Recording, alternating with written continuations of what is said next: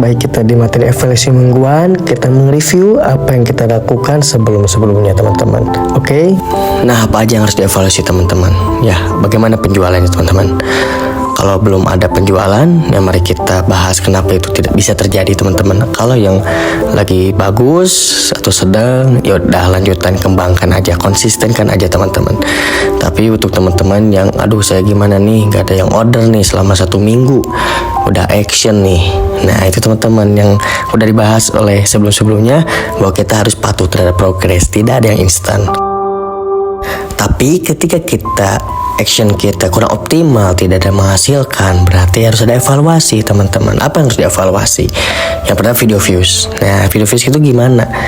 Konsisten gak atau naik terus gak? Atau terus aja low, terus gak ada yang nonton. Nah itu kenapa? Padahal teman-teman udah melakukan metode ini, tapi kenapa nih video viewsnya low, terus gak ada yang beli? Nah faktor yang paling utama yaitu niche market atau produknya teman-teman, yang dimana produknya tidak banyak diminati teman-teman. Berarti kita harus mengevaluasi, kita harus create produk atau niche market yang baru teman-teman. Kita cari lagi produk yang kita mau pasarkan teman-teman. Nah kan udah capek-capek nih 1 minggu action tapi gak ada hasil. Nah itu teman-teman, yang namanya proses itu seperti itu. Jadi kita emang ulik terus tuh, kita cari lagi marketnya. Nah karena penjualan itu ada 3 tahap atau ada 3 level. Yang pertama tidak ada, yang kedua sedang atau sedikit, yang ketiga sangat besar. Nah itu ditentukan di niche market. Dan kita ingin tahu niche market atau produk ini laku atau enggak, kita harus action dulu minimal 1 minggu atau bahkan 2 minggu. Jadi mindsetnya bahwa kita gonta-ganti produk tiap minggu itu hal yang harus dilakukan teman-teman ya. Nah itu jadi teman-teman, kalau mindsetnya aduh saya udah ngelakuin ini kok gak hasil sih, nah itu salah. Jangan jadi pengusaha, betul gak?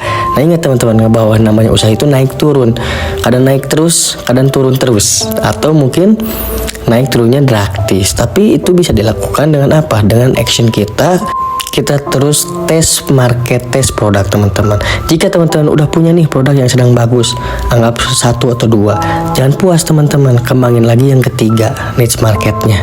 Yang 1 pertahankan, stabilkan, yang kedua optimalkan. Atau yang belum dapat nih, belum hasil, nah di situ progresnya, cari terus niche market atau produk yang berpotensi mendatangkan penjual yang banyak. Nah bagaimana tahu bahwa ini bagus atau enggak? Ya kita tes dulu 1 minggu atau 2 minggu, action dulu teman-teman. Bagaimana nih perkembangan viewsnya, perkembangan penjualannya. Jadi kita tidak akan pernah memprediksi kalau kita tidak action. Jadi prediksi itu bisa kalau kita udah action dulu. Nah gitu teman-teman. Jadi untuk tahu potensi bagusnya enggak produknya, kita harus action dulu, kita harus tes dulu dengan metode yang sudah diberikan. Terus yang terakhir kita evaluasi adalah komentar postingan teman-teman. Jikalau ada komentar yang negatif, yang nyerang, hate, yang mungkin kita harus take down, kita harus hapus teman-teman. Jadi teman-teman kontrol tuh komentar-komentar kita. Biasanya ada kompetitor yang iri dan nge-hate kita. Itu biasanya selalu ada sih. Jadi kita harus cek komentar postingan-postingan Shopee Affiliate kita teman-teman. Nah tadi sebenarnya udah dibahas nih yang paling utama dan paling utama, yaitu niche market ya. Bagaimana meriset niche market teman-teman? Kita di modul sebelumnya udah dibahas juga. Tapi di sini saya memberikan sedikit insight teman-teman, bukan untuk mengajari ya. Nah niche market itu seperti misalkan produk dapur, ada apa aja? Ada wajan, misalkan ada spatula, ada garpu. Nah itu niche-nya teman-teman. Misalnya teman-teman membuat akun jualan TikTok dan Instagramnya yaitu cerita dapur. Nah itu contohnya teman-teman. Kita tes dulu. Gimana nih kalau kurang hasil? Nah teman-teman harus ganti lagi. Nah itulah yang disebut proses tadi. Misalkan teman-teman ke cerita gamis. Nah teman-teman di sana menjual beberapa varian gamis teman-teman.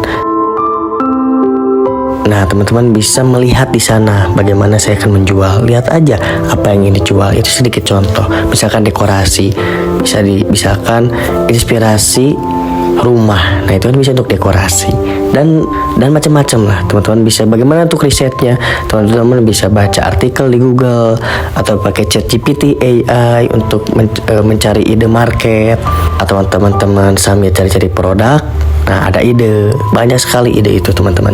Nah, ini yang menentukan penjualan kita banyak atau enggak, yaitu niche market atau produknya teman-teman. Seperti itu ya. Jadi selamat untuk meriset kembali atau mengembangkan kembali. Seperti itu teman-teman. Teman-teman, kita tidak tahu langkah yang mana membuat penjualan yang sangat bombastis teman-teman. Banyak sekali dari member yang ada kehitung sangat cepat, lambat, dan sedang gitu kan, dan dimana menemukan niche market produk, dia pakai metode ini dan boom, dapat ratusan juta gitu kan. Tapi ingat teman-teman, yang namanya usaha itu bisa dikatakan tidak pasti semuanya juga yang namanya bisnis. Nah, kita harus action secara rutin dan teratur. Yang penting ada ilmunya yang udah dibahas dari modul sebelum-sebelumnya teman-teman. Jadi kita tidak tahu teman-teman produk mana yang mengubah nasib keuangan kita gitu kan. Yang terpenting tadi patuh terhadap progres. Kita jangan iri kepada orang mungkin yang lebih hasil. Kita tidak tahu prosesnya seperti apa. Kita fokus ke diri kita. Rumput tetangga lebih hijau, yang dimana belum tentu apa yang dilihat itu lebih baik gitu teman-teman. Jadi kita fokus ke progres kita sendiri teman-teman ya. Jadi the law of repetition, hukum pengulangan teman-teman. Yang tadi yang belum hasil, coba lakukan lagi, riset lagi. Yang udah hasil, coba kembangkan lagi dan bukan niche baru. Seperti teman-teman.